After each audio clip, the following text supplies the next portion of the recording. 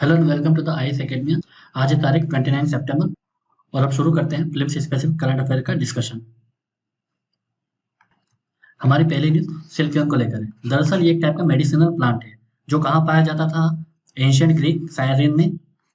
माना ही जाता है कि 2000 साल पहले ये वैनिश हो गया था।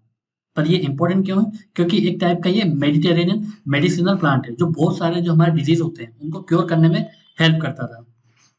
पर अब एक स्टडी आई है जिसमें ये बताया गया है कि ये प्लांट अभी वेनिश नहीं हुए हैं और ये अभी और ऐसे प्लांट्स हमें अवेलेबल हैं। इसके जो रेसिन होते हैं इस प्लांट के, उसको यूज किया जाता है स्पाइस बनाने में, परफ्यूम बनाने में, कॉन्ट्रासेप्टिव मेडिसिन बनाने में।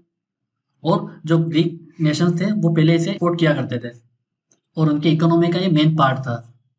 तो बेसिकली इसका यूज होता था गोइटर, नर्व पेन के केस में, टूथ एक में, hormonal disorder, epilepsy, polyps, tumours को ट्रीट करने में। तो इतनी सारी बीमारी को ट्रीट करने में ये सिल्फियम जो प्लांट है वो काफी यूजफुल था।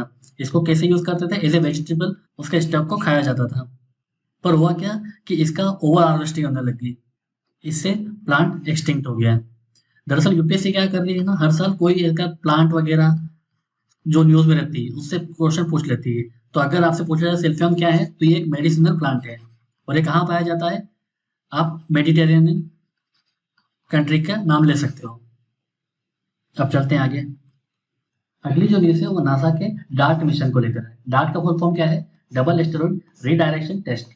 ठीक है, ये एक स्पेसक्राफ्ट है जो किससे टकराया था? एस्टेरॉइड के मून से।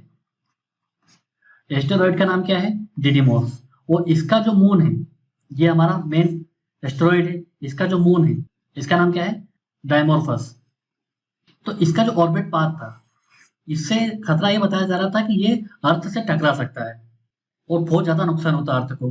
तो नासा ने ये डिसाइड किया कि हम ऐसा एक स्पेसक्राफ्ट भेजेंगे जो इसको किक टेक्निक से क्रैश हो जाएगा, जिससे क्या होगा कि इसका जो पाथ है वो डिफ्लेक्ट हो जाएगा। अब ये जो पाथ है आपका, ये नया पाथ आप देख रहे हो, ये टकराने के बाद है, तो अर्थ से टकराने से ये बच जाएगा। अब डार्ट के बारे में थोड़ा जान लेते हैं। ये 600 kg का स्पेसक्राफ्ट है।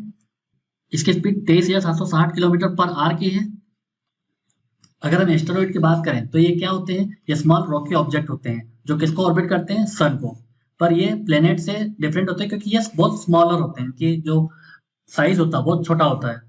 और ये हालांकि बहुत संख्या में पाए जाते हैं एस्टेरॉइड, पर ये जो मेन एस्टेरॉइड जो हमें मिलते हैं वो एस्टेरॉइड बेल्ट में मिलते हैं, जो कि मार्स और जुपिटर के बीच का जो रीजन है वहां पर ये सबसे ज्यादा एस्टेरॉइड पाए जाते हैं। तो जैसा कि आपको बताया कि इसने किक टेक्निक को फॉलो किया।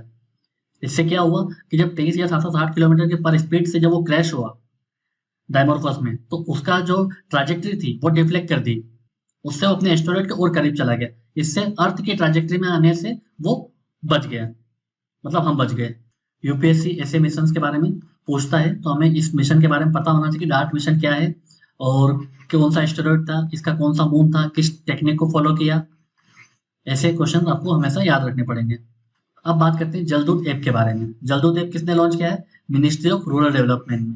तो इस जलदूत ऐप का जो मेन एम ये है, वो जो हमारा ग्राउंड लेवल वाटर्स है उसके लेवल को मेजर करते रहना साल में 2 बार, ताकि जब हमारे पास ग्राउंड वाटर का डाटा होगा तो जो ग्राम पंचायत डेवलपमेंट प्लान है उसको इफेक्टिवली आप इम्प्लीमेंट कर पाओगे। इसके फीचर देखा जाए तो साल में 2 बार आपको सिलेक्टेड विलेजेस में जितने वेल्स हैं, 2-3 वेल्स को चुना जाएगा, उसको प्री मानसून और पोस्ट मानसून लेवल पे मेजर किया जाएगा। उसके बाद ट्रांसपेरेंसी रखने के लिए उसकी जो फोटोग्राफ होगी वो जियो टैग्ड होगी और ये ऑनलाइन ऑफलाइन दोनों मोड में चलेगा, ताकि इंटरनेट कनेक्टिविटी का इशू ना रहे।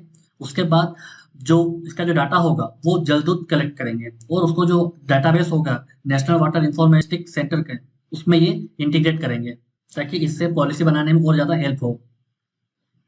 इसके सिग्निफिकेंस की बात हमने कर ली, कैसे ये ग्राम पंचायत डेवलपमेंट प्लान में यूज आएगा, मनरेगा के काम में यूज आएगा, ताकि उसकी प्लानिंग में इफेक्टिवली कर पाएंगे। तो जलदूत ऐप किसका है? मिनिस्ट्री ऑफ रूरल डेवलपमेंट का। क्या करता है ये ग्राउंड वाटर के लेवल को मेजर करता है साल में 2 बार। अब चलते हैं आगे। गवर्नमेंट ने रिसेंटली एक मोबाइल ऐप लॉन्च किया है जिसका नाम है साइन लर्न। तो बेसिकली ये साइन लैंग्वेज की डिक्शनरी होगी, ताकि इसके यूज को पब्लिकली अवेलेबल किया जाए, अवेयर किया जाए, और जो पब्लिक होगी वो भी समझ सकती है कि साइन लैंग्वेज होती क्या है। हमें भी थोड़ा पता होना चाहिए कि कब वो हेलो बोल रहे हैं, कब वो प्लीज बोल रहे हैं। थोड़ा सा पब्लिक में इनके बारे में अवेयरनेस होनी चाहिए। तो ये अच्छा मूव है, इसको आप एथिक्स में भी लिख सकते हो, या फिर अगर डायरेक्टली साइन लर्न पूछा जाए तो आप सिग्नेचर मत समझिएगा इसको। साइन लैंग्वेज है, ये डिक्शनरी है साइन लैंग्वेज की, जो कि गवर्नमेंट ने लॉन्च करी है। अब चलते हैं आगे। अगली जो न्यूज़ है वो एशियाटिक लायंस को लेकर है। दरअसल क्या हुआ, इनकी जो कोस्टल पॉपुलेशन है वो इंक्रीज हुई है, कितनी, बाय 395%, वो भी 10 ईयर्स में। ये जो एशियाटिक लायंस है वो कहाँ पाए जाते हैं, गिर सेंचुरी में। कहाँ पे, ये गुजरात में। अब इनकी संख्या कितनी है, 674। 2015 में इनकी संख्या थी 523। पर हालांकि हम यहाँ बात करें कोस्टल एरिया की, कोस्टल एरिया में 10 साल पहले ये सिर्फ 21 इनकी संख्या थी, अब ये कितने हो गए, 104। मतलब जो कोस्टल पॉपुलेशन है वो इंक्रीज हुई है। तो हमें ये जानना है कि आखिर कोस्टल पॉपुलेशन क्यों ग्रोथ हुई इनकी एशियाटिक लायंस की। तो इसका एक बड़ा कारण ये बताया जा रहा है कि कोस्टल क्लाइमेट, कि वहाँ पे एक ऐसा प्लांट पाया जाता है सारू प्लांट, उससे वहाँ का जो टेम्परेचर है कोस्टल एरिया का वो 3 से 4 डिग्री कम हो जाता है, जो कि काफी कंड्यूसिव होता है लायंस के लिए। और दूसरा जो रीजन बता रहे हैं वो इन फाइटिंग, इनके अपने ग्रुप में जो फाइटिंग होती है उसके बाद कुछ लायंस को ही बाहर कर देते हैं अपने ग्रुप से, फिर वो नए एरिया में जाते हैं और वहां पे अपनी कॉलोनी बसा लेते हैं, इससे नई टेरिटरी को एक्सप्लोर करते हैं। तो ये दो मेजर रीजन हैं। अगर यूपी से पूछती है कि क्यों कोस्टल पॉपुलेशन बढ़ रही है एशियाटिक लायंस की, तो आप एक्सप्लेन कर सकते हो। अगली न्यूज माधव नेशनल पार्क से है। दरअसल 60 साल बाद यहाँ पर वापस से टाइगर लाए जा रहे हैं। अभी एमपी वैसे भी बहुत चर्चा में है, क्यों, क्योंकि जो कूनो सेंचुरी है वहां पर क्या लाए गए हैं, चीता। इसीलिए हमें ये इनके इस बार एमपी के जितने भी वाइल्ड लाइफ सेंचुरीज हैं, नेशनल पार्क हैं, वो हमें अच्छे से पढ़ना पड़ेगा। तो अभी जो टाइगर लाए जा रहे हैं वो कहाँ पे लाए जा रहे हैं, माधव नेशनल पार्क में। ये कहाँ पर है, ये शिवपुरी डिस्ट्रिक्ट में, एमपी के। अब अगर माधव नेशनल पार्क के बारे में बात करें तो ये हंटिंग ग्राउंड हुआ करता था मुगल एम्परर और ग्वालियर के महाराजा के लिए।